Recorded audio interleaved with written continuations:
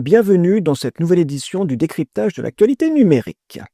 Voici les 3 actualités numériques que j'ai retenues pour mars 2025, les 20 ans de YouTube, l'arrivée des TikTok Shop en France, l'avènement des agents intelligents, ce qu'on appelle l'AI as a Service. Rassurez-vous, je vais tout vous expliquer en détail. Mais avant ça, replaçons ces actualités sur la cartographie des usages et technologies numériques. Ces actualités correspondent ainsi à 3 sujets, les médias sociaux, le commerce en ligne et l'IA générative. Commençons par les 20 ans de YouTube. Cela fait 20 ans maintenant que YouTube existe, puisque la plateforme a été créée le 5 mars 2005 par Steve, Chad et Jawed, 3 anciens employés de PayPal. Racheté par Google en 2006 pour 1,65 milliard de dollars, une somme considérée comme colossale à l'époque. Par comparaison, Google a annoncé la semaine dernière l'acquisition de la société de cybersécurité Wiz pour 32 milliards de dollars, sans que ça fasse frémir les marchés financiers. Autre époque, autre somme. Quoi qu'il en soit, cet investissement est extrêmement rentable car YouTube est aujourd'hui une des premières destinations du web avec près de 3 milliards de visiteurs. Cet anniversaire est important car c'est l'occasion de constater la progression de ce qui était à l'origine une plateforme de partage de vidéos pour devenir aujourd'hui le joyau de l'empire Google, mais aussi l'avenir, ou plutôt le présent du divertissement, puisque YouTube est une plateforme qui propose de nombreux autres types de contenus, vidéos courtes, podcasts, musique, vidéos à la demande, réalité virtuelle, formation et ainsi de suite. YouTube est en effet un mastodonte du web qui héberge près de 15 milliards de vidéos et qui représente près de 5 milliards de visionnages tous les jours, soit en moyenne 1 heure par jour et par utilisateur. Pour les fans de statistiques, sachez que la vidéo la plus vue est la Baby Shark Dance avec 15 milliards de vues et que le compte avec le plus d'abonnés est celui de MrBeast avec 380 millions d'abonnés.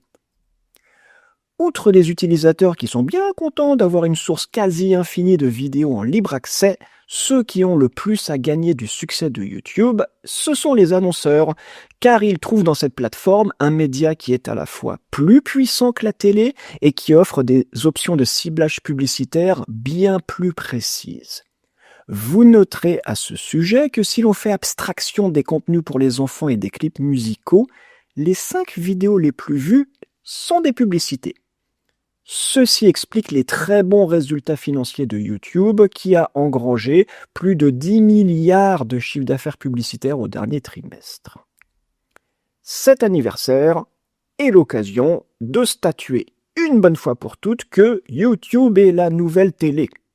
Pour s'en convaincre, il suffit de constater le succès de l'offre YouTube TV qui est le premier canal de diffusion aux États-Unis, celui qui regroupe l'accès à tout un ensemble de chaînes et de bouquets et qui représente 11,6% de la diffusion de contenu télé. YouTube est ainsi plus regardé sur la télé que sur le smartphone, notamment par les plus de 50 ans qui sont le plus gros contingent d'utilisateurs sur la télé. Pour en savoir plus, je vous recommande l'annonce officielle qui détaille ces chiffres et qui apporte des précisions sur les stratégies de développement, l'article de Wikipédia qui retrace l'histoire de YouTube et l'article des 2 patrons dans le magazine Variety. Poursuivons avec l'arrivée des boutiques TikTok en France.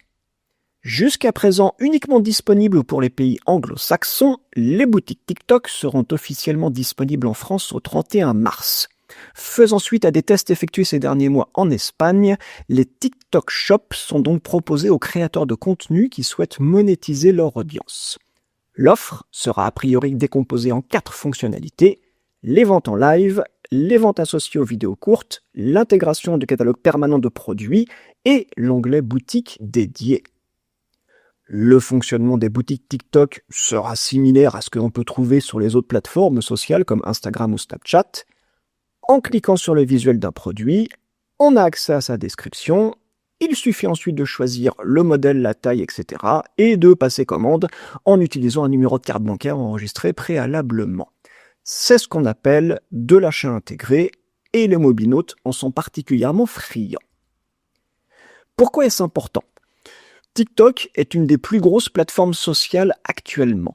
Présente dans 155 pays et disponible en 75 langues, cette application mobile bénéficie d'une audience considérable. 1,6 milliard d'utilisateurs qui y passent en moyenne 35 heures par mois. En France, l'audience de TikTok est estimée à 15 millions de personnes, dont près de la moitié sont des femmes de 13 à 24 ans, une cible particulièrement convoitée par les annonceurs. Les TikTok Shops sont donc une aubaine pour les marques qui vont pouvoir directement vendre leurs produits. Sont concernés par l'ouverture de boutiques officielles tous les annonceurs, mais surtout des dizaines de milliers de créateurs qui vont pouvoir professionnaliser leur activité ou du moins augmenter leurs revenus grâce à des solutions publicitaires et commerciales intégrées. C'est donc une étape cruciale qui est franchie par la plateforme sociale chinoise, car l'éditeur ne s'est jamais caché de vouloir faire de TikTok le supermarché du XXIe siècle, l'endroit où se rencontrent l'offre et la demande. Attendez-vous à une véritable ruée vers les boutiques officielles sur TikTok, car le social commerce est un véritable phénomène. Il devrait représenter plus de 820 milliards de dollars en 2025. D'après les prévisions de Statista, une vente en ligne sur 5 sera effectuée à travers les médias sociaux d'ici à 2028. Aux États-Unis, on compte déjà plus de 50 millions d'acheteurs sur TikTok, c'est dire si les perspectives de croissance sont alléchantes. Pour en savoir plus, je vous recommande le communiqué de presse officiel de TikTok, le livret blanc qu'ils ont publié sur le commerce unifié et l'article de Co-Marketing News qui parle du social commerce. Terminons avec cette nouvelle génération d'agents intelligents proposés par les grands éditeurs comme Microsoft et Adobe. Parlons déjà des annonces faites par Microsoft avec de nouveaux agents intelligents intégrés à la plateforme Microsoft 365. Baptisés Researcher et Analyst, ces deux agents exploitent l'intelligence artificielle pour aider les utilisateurs à faire des recherches et analyser des données. Alors, dit comme ça n'a rien d'exceptionnel, et pourtant, c'est une petite révolution. Comment ça marche ? Eh bien, ces agents sont en fait des outils prêts à l'emploi qu'il vous suffit de solliciter en un clic. L'agent de recherche propose ainsi d'effectuer à votre place des recherches complexes. Il va travailler de façon autonome et vous livrer un dossier de recherche complet. Dans la même idée, l'agent d'analyse va se charger de réanalyser l'analyse de tableaux de données complexes et vous livrer des conclusions et des graphiques pour vous aider dans la prise de décision. Chez Adobe, le principe est le même, avec une série d'agents prêts à l'emploi que l'on active en un clic pour analyser des segments d'audience, optimiser un site web, qualifier des prospects, accélérer la production de contenu et ainsi de suite. Le tout en s'appuyant sur l'IA générative pour produire des contenus et visuels de qualité ainsi que des recommandations précises. Au niveau du fonctionnement, c'est simple. Dès que vous vous connectez à votre interface de gestion, l'assistant vous propose différentes pistes d'amélioration.